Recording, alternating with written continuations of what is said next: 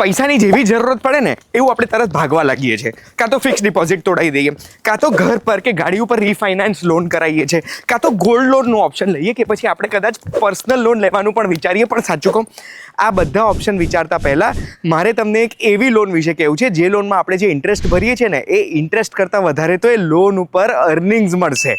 અને એ લોન કઈ છે જો તમે જાણવા માંગતા હોય તો સાચું કહું નો આ વિડીયો જોઈ લેજો. યો વોચિંગ સાચું કહું, મારું નામ છે ગુંજ ઠક્કર અને અગર તમે 7 પ્રકારની લોન વાળો એપિસોડ જોયો હશે તો તમને ખબર હશે કે ઘણી લોન ખરાબ હોય, ઘણી લોન સારી હોય, અને જે સારી લોન હોય એમાંથી એક જે સારામાં સારી લોન છે એ છે લોન અગેન્સ્ટ ફિક્સ ડિપોઝિટ અને લોન અગેન્સ્ટ મ્યુચ્યુઅલ ફંડ. આપણા ફિક્સ ડિપોઝિટની ઉપર આપણે લોન લઈ શકીએ છીએ જે આપણને ફાયદાકારક પણ થાય છે. અને એની ઇન્ફોર્મેશન જો તમને જોઈએ છે ને તો એ એપિસોડની લિંક અગર તમે આ યુટ્યુબમાં જુઓ છો તો અહીંયા તમને દેખાશે. અને અગર લોન અગેન્સ્ટ મ્યુચ્યુઅલ ફંડ્સ તમારે સમજવું છે તો એના માટે આ વિડીયોમાં એન્ડ સુધી મારી જોડે રહેજો. એન્ડ સુધી હું તમને સમજાવીશ કે મ્યુચ્યુઅલ ફંડની અગેન્સ્ટ લોન કેટલી મળી શકે, કેવી રીતે મળી શકે, ક્યાંથી મળી શકે, અને કેલ્ક્યુલેશન કરીને તમને બતાવીશ કે એનો ફાયદો કેટલો છે. એમાં આપણે વ્યાજ ચૂકવીએ છીએ એના કરતાં વધારે આપણી અર્નિંગ્સ થાય છે. સાચું કહું ના એક સ્પેશિયલ પાર્ટમાં તમારું સ્વાગત છે જેમાં આજે હું તમને સમજાવીશ કે કઈ રીતે અમીર લોકો ટેક્સ ભરવાથી બચે છે. હાય, હું એક બિલિયનર છું. આ છે મારા 100 કરોડ રૂપિયાના શેર્સ. આની સામે મને 30 કરોડ રૂપિયાની ક્રેડિટ લાઈન શરૂ કરી આપજો ને. અરે સર, આના માટે અહીંયા આવવાની શું જરૂરત હતી તમારે? હાલો, તમારા પૈસા તમારા ખાતામાં આવી ગયા. થેન્ક યુ, પૈસા ક્રેડિટ થઈ ગયા છે. હવે આ પૈસામાં મારે ખાલી વ્યાજ ભરવાનું છે, આ પૈસા રિટર્ન નથી કરવાના. હેલો, બિલિયનર બોલું છું. હા સર, મેં તમને જે 100 કરોડ રૂપિયાના શેર્સ આપ્યા હતા એની વેલ્યુ આજે 200 કરોડની થઈ ગઈ છે. થઈ ગયા 200 કરોડ સર છે તો મને બીજા 30 કરોડ રૂપિયાની ક્રેડિટ લાઈન શરૂ કરી. અરે સર, તમે કોલ ના કર્યો હોત, મેસેજ કર્યો હોત તો બી તમને ટ્રાન્સફર કરી દીધા હોત. ચેક કરો, આવી ગયા હશે. Amount credited. આને કહેવાય ફ્રી મની. 100 કરોડ રૂપિયાના શેર્સ આપીને પહેલા 30 કરોડ લીધા અને એના પછી એ શેરની વેલ્યુ વધી એટલે બીજા 30 કરોડ રૂપિયા મેં લીધા. અગર મેં ત્યારે 30 કરોડની જરૂરત હોત ને 30ના શેર્સ વેચ્યા હોત તો મારે એના ઉપર ટેક્સ પણ ભરવો પડ્યો હોત અને આજે મફતના બીજા 30 કરોડ રૂપિયા મળ્યા ને એ ના મળ્યા હોત. ચિંતા ના કરતા, જે રીતે કોઈ પણ બિલિયનર પોતાના શેર્સના અગેન્સ્ટ લોન લઈ શકે છે એ રીતે આપણે બી તો શેરમાં ઇન્વેસ્ટ કરીએ છીએ, ડાયરેક્ટલી કે ઇનડિરેક્ટલી. ડેટા એવું કહે છે કે ઇન્ડિયામાં લગભગ 26 કરોડ મ્યુચ્યુઅલ ફંડના ફોલિયોઝ છે. એનો મતલબ 26 કરોડ અકાઉન્ટ છે મ્યુચ્યુઅલ ફંડના. એનો મતલબ એ છે કે ઘરે ઘરે કોઈક ને કોઈક મ્યુચ્યુઅલ ફંડમાં ઇન્વેસ્ટ કરતું જ હશે. હવે મ્યુચ્યુઅલ ફંડ છે શું? મ્યુચ્યુઅલ ફંડ એક પ્રકારના શેર્સમાં જ ઇન્વેસ્ટ થતા હોય છે. ઇનડિરેક્ટલી આપણે મ્યુચ્યુઅલ ફંડને પૈસા આપીએ, એ ફંડ શેર્સમાં ઇન્વેસ્ટ કરે છે અને એ મ્યુચ્યુઅલ ફંડની અગેન્સ્ટ આપણે લોન લઈ શકીએ છીએ. આ જે આપણે લોન લઈએ છીએ આપણા મ્યુચ્યુઅલ ફંડ પોર્ટફોલિયોના 30% થી લઈને 90% સુધીની રકમની આપણને લોનની રકમ આપી શકે છે. અને ફાયદો આમાં એ છે કે મ્યુચ્યુઅલ ફંડની વેલ્યુ કોન્સ્ટન્ટલી વધતી રહેશે.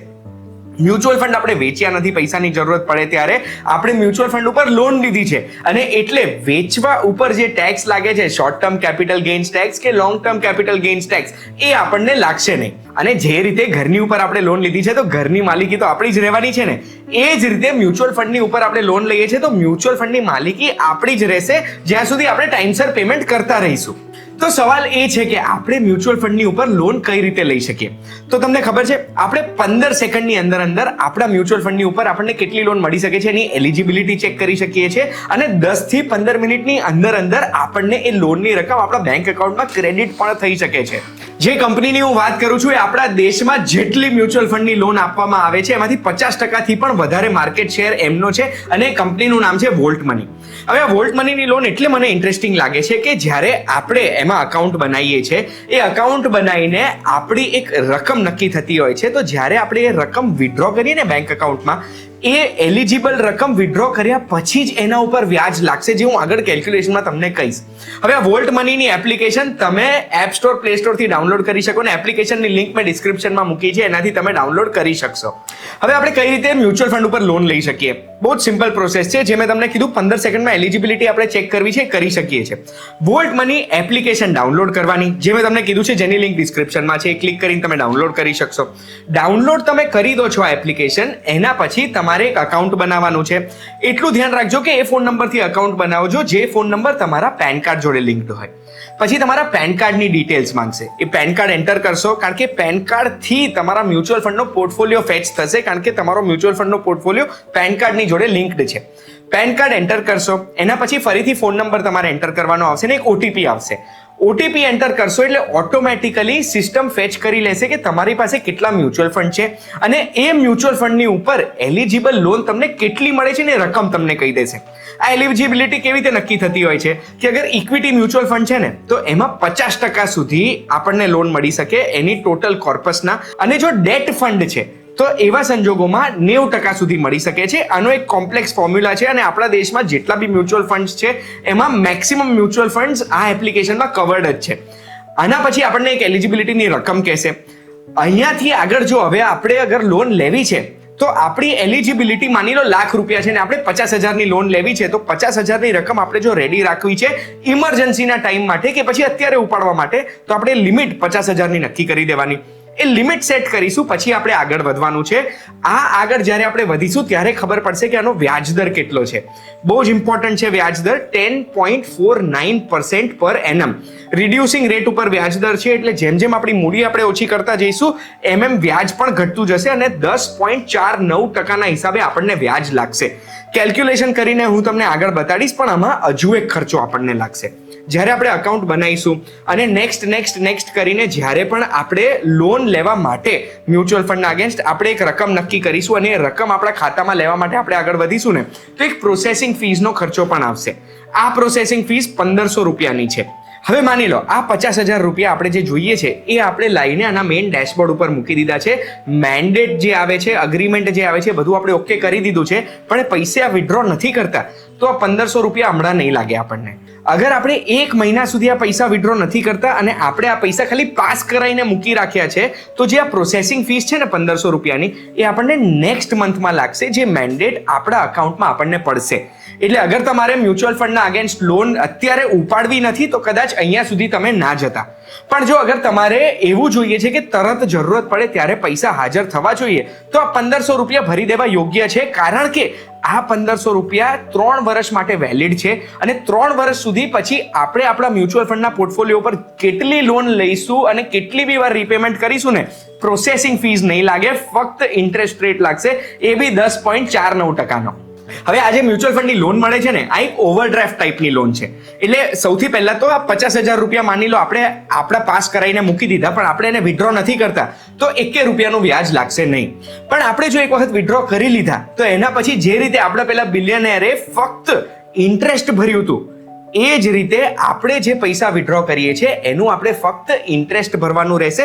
પ્રિન્સિપલ અમાઉન્ટનું રીપેમેન્ટ આપણે નથી કરતા તો એ ચાલશે જ્યાં સુધી આપણે ટાઈમસર વ્યાજનું પેમેન્ટ આપણા બેંક એકાઉન્ટમાંથી ડાયરેક્ટલી મેન્ડેટમાંથી કપાતું રહે છે ત્યાં સુધી. જે ઇન્ટરેસ્ટનું મેન્ડેટ છે ને એ દર મહિનાની 7 તારીખે આપણા ખાતામાં પડશે.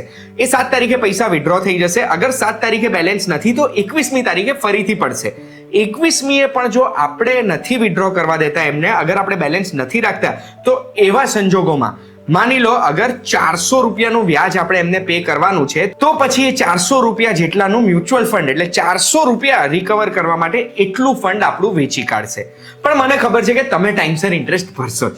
પછી માની લો દર મહિને એસઆઈપી ચાલુ છે એટલે મ્યુચ્યુઅલ ફંડનું કોર્પસ તો આપણું વધી જ રહ્યું છે. આ જે વધારે કોર્પસ છે એ કોર્પસમાં ઓટોમેટિકલી આપણી લિમિટ પણ છે, એલિજિબલ લિમિટ હોય ને એ બી વધતી જશે. જેવું પેલા બિલિયનેરે પોતાના 100 કરોડના શેર્સને 200 કરોડના થઈ ગયા હતા એ રીતે આપણી પણ લિમિટ વધતી જ જશે. અને પછી આપણે જો વધારે વિડ્રો કરવા છે તો આપણે ખાલી એ વધારે લિમિટ સેટ કરી દઈશું તો એ વિડ્રો થઈ જશે.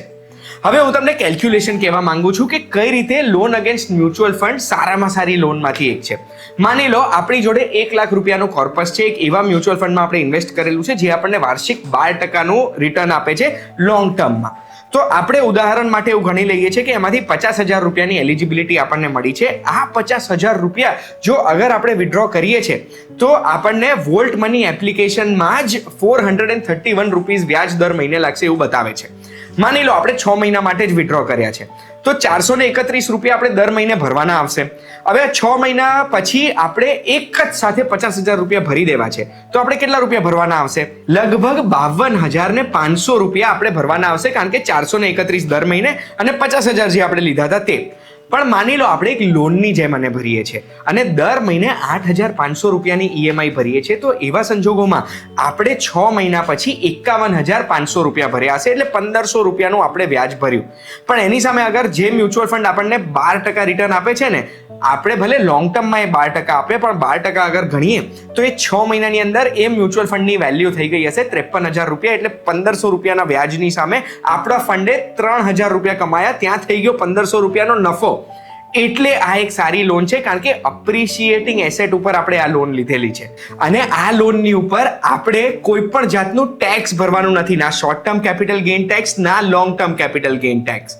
થઈ ગઈ ને ગજબ લોન. વોલ્ટ મની એપ્લિકેશનમાંથી તમે આ રીતે લોન અગેન્સ્ટ મ્યુચ્યુઅલ ફંડ લઈ શકો છો. અગર આ એપ્લિકેશન ડાઉનલોડ કરવી છે તો ડિસ્ક્રિપ્શનમાં લિંક છે. અને આ વિડીયોથી જો તમે સમજી ગયા હોય કે મ્યુચ્યુઅલ ફંડ ઉપર બી આપણે કઈ રીતે લોન લઈ શકીએ ઇમરજન્સી સમય માટે, તો આવી માહિતી માટે સબસ્ક્રાઇબ બટન દબાઈ દેજો. અને કોઈ પણ સવાલ છે તો કમેન્ટમાં તમે મને પૂછી શકો છો.